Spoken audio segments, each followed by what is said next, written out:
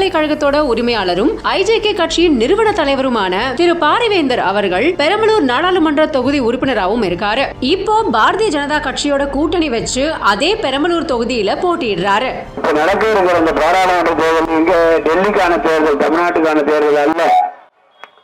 அதனால இங்க என்ன நினைக்கணும், இங்க திமுகவும் ஸ்டாலின் இருக்காங்க. இது டெல்லிக்கான தேர்தல். இந்த தேர்தலில் நீங்கள் நல்ல பாராளுமன்ற உறுப்பினரை தேர்ந்தெடுத்து அனுப்ப வேண்டும். இல்லை என்றால் தமிழ்நாட்டுக்கு வர வேண்டிய திட்டங்களும் மற்ற வராது, நிதியும் வராது. அப்புறம் காலம் பூரா கஷ்டப்பட வேண்டியதுதான். ஏன்னா நம்ம வரி வசூலிக்கிறோம், தமிழ்நாடும் வரி வசூலிக்குது, டெல்லியும் வரி வசூலிக்குது. ரெண்டு பேரும் இந்தியாவுக்கு செலவழிக்க வேண்டிய மக்களுக்கு கடமைப்பட்டு இருக்கிறார்கள். அந்த வகையில நாம் சரியான எம்பியை தேர்ந்தெடுத்தால் உங்களுடைய நிதி உங்களுக்கு வந்து சேரும், சரியான திட்டங்களும் வந்து சேரும்.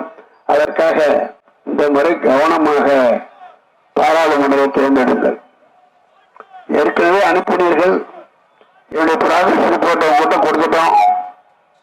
இப்ப அடுத்தது வர்ற தேர்தலில் யாரை தேர்ந்தெடுப்பது? எனக்கு போதுமான அனுபவம் இருக்கிறது, நெருக்கமான நட்பும் பழக்கமும் உறவும் எல்லா அமைச்சர்களும் இருக்கிறது. ஆகவே நீங்க அப்பாயின்மெண்ட் வாங்குறதே கஷ்டம், அங்க அப்படி இல்லை, சாதாரண போய் பார்க்கலாம். ஆகவே இங்க போறவங்க பாராளுமன்றம் எப்படி இருக்குன்னு பார்க்கறதுக்கு 2 வருஷம் ஆயிடும். அதனால ஏற்கனவே நீங்கள் அனுப்பி அனுபவத்தை கொடுத்திருக்கிறீர்கள். அந்த வகை நல்லவர்கள் தேர்ந்தெடுங்கள். இப்போ மோடி கடந்த 10 ஆண்டுகளாக இந்தியாவை ஆண்டு கொண்டிருக்கிறார்.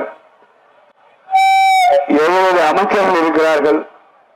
யாராவது ஒருத்தர் ஊழல் பண்ணாரு, லஞ்சம் வாங்கினாருன்னு சொல்ல முடியுமா? ஒருத்தர் சொல்ல முடியாது. பார்த்துங்க, மோடியோ மோடி சேர்ந்த அமைச்சர்களோ யாரும் ஒரு பைசா வாங்கினதாக வரலாறு கிடையாது, யாரும் சொன்னதும் கிடையாது, இந்த பத்திரிகை எழுதல. ஆனா நம்ம தமிழ்நாட்டுக்கு பாருங்க, முதல் குடும்பத்தில் இருந்து இருக்கிற அத்தனை மந்திரிகள் மேலும் ஊழல் குற்றச்சாட்டு இருக்கிறது. சில அமைச்சர்கள் ஏற்கனவே போக வேண்டிய இடத்திற்கு போய்விட்டார்கள்.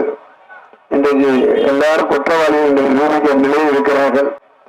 அது இந்த தமிழ்நாட்டில் நல்ல பேர் வாங்க வேண்டுமானால் ஊழல் இல்லாத, லஞ்சம் வாங்காத நல்ல அமைச்சர்கள் நமக்கு வேண்டும்.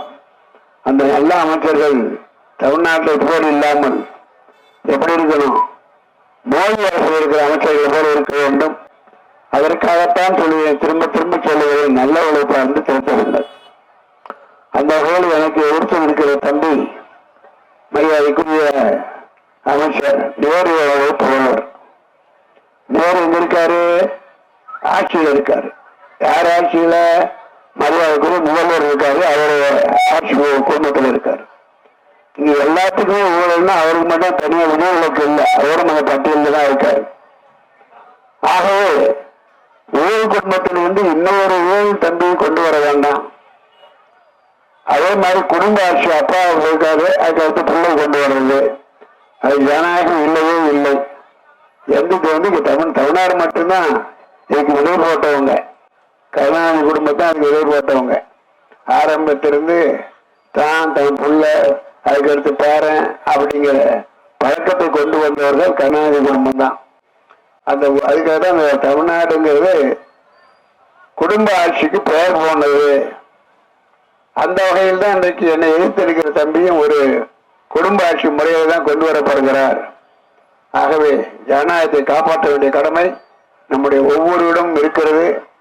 அந்த வகையில நல்ல ஆட்சி கொண்டு வருவதற்கு, மோடியினுடைய கரத்தை வலுப்படுத்துவதற்கு, நல்ல திட்டத்தை கொண்டு வருவதற்கு, அதிகமான நிதியை கொண்டு வருவதற்கு வழியை செய்ய வேண்டுமானால் நல்லவரை தேர்ந்தெடுங்கள்.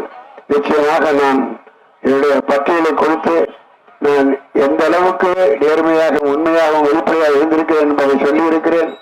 அந்த வகையில் மறவாது தாமரை தாமரை தாமரை தாமரை தாமரை.